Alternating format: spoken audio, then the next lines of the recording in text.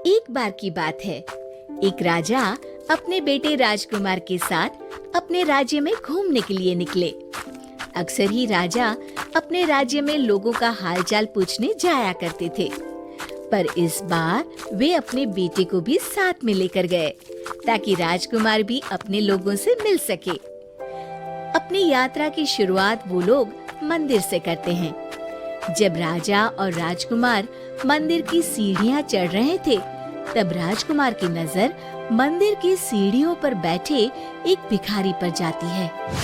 माथे पर चंदन, गेरुए रंग के वस्त्र पहने, हाथों में कमंडल लिए हुए एकदम ब्राह्मण के जैसा लग रहा था।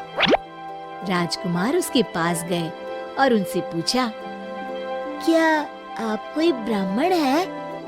उस भिखारी ने कहा, जी राजकुमार, मैं एक बहुत गरीब ब्राह्मण हूँ। अपने घर का पालन पोषण करने के लिए मंदिर की सीढ़ियों पर बैठकर भीख मांगता हूँ और जो पैसे आते हैं उनसे अपने परिवार वालों को खाना खिला पाता हूँ। ब्राह्मण की ये बात सुनकर राजकुमार को उस ब्राह्मण पर बहुत दया आ गई। राजकुमार ने अपने सोने के सिक्कों से भरी थैली उस ब्राह्मण को दे दी। कहा, ये लीजिए, अब आपको यहाँ दोबारा नहीं बैठना पड़ेगा। जब ब्राह्मण ने वो थैली खोलकर देखी तो वो बहुत खुश हुआ और राजा और राजकुमार को धन्यवाद करके अपने घर के लिए चल पड़ा। रास्ते में वो ब्राह्मण सोचते हुए जा रहा था, जल्दी से चलकर ये सोने के सिक्के अपनी पत्नी को दिखाऊंगा, वो भी कितनी खुश हो जाएगी। अब हमारी गरीबी खत्म हो जाएगी। अब मुझे भीख नहीं मांगनी पड़ेगी। खुशी खुशी हमारा जीवन बीतेगा। हमारे राजकुमार बहुत बड़े दिल वाले हैं। ब्राह्मण ये सब सोच ही रहा था कि इतने में वहाँ पर एक लुटेरा आया और ब्राह्मण के हाथ से वो थैली छीन के भाग गया। नहीं, छोड़ दो मेरी थैली! चोर चोर, पकड़ो पकड़ो! अरे कोई तो पकड़ो! ब्राह्मण ने वो थैली बचाने की बहुत कोशिश की, पर वो चोर थैली लेकर वहाँ से भाग गया। ब्राह्मण बहुत निराश हो गया। उसकी खुशी कुछ ही पल में खत्म हो गई। घर आकर उसने अपनी पत्नी को पूरी बात बताई। ये सुनकर पत्नी भी बहुत दुखी हो गई और बोली, आप दुखी न हो, शायद वो हमारे लिए नहीं था, इसलिए हमें नहीं मिल पाया। दुखी होकर ब्राह्मण खाना खाकर सो गया।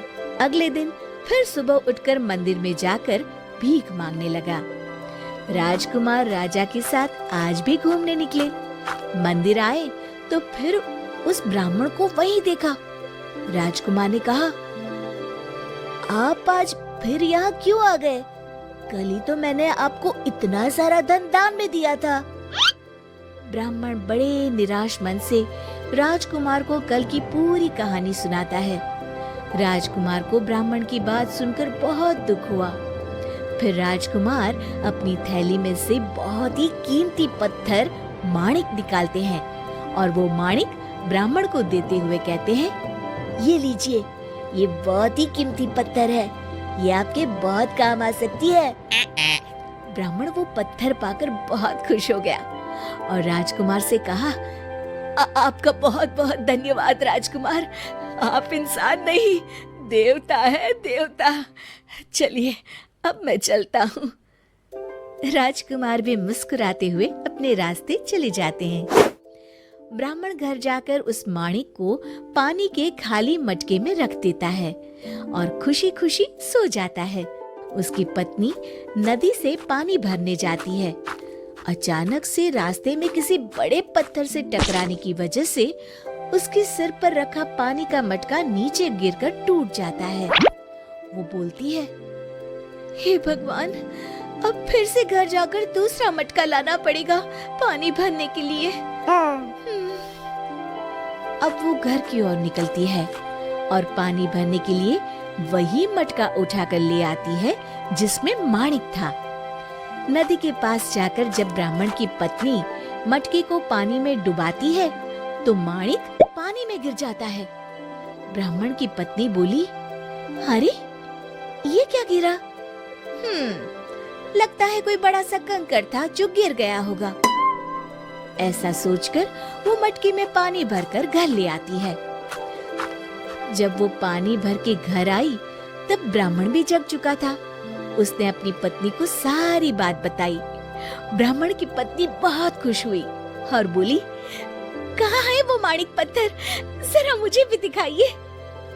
उसे तो मैंने बहुत ही संभाल के पानी के खाली मटके में छुपा दिया है। रुको, अभी लाता हूँ। ब्राह्मण की पत्नी घबराती हुए कहती है, हे भगवान, उस मटके में तो मैं पानी भर कर ले आई।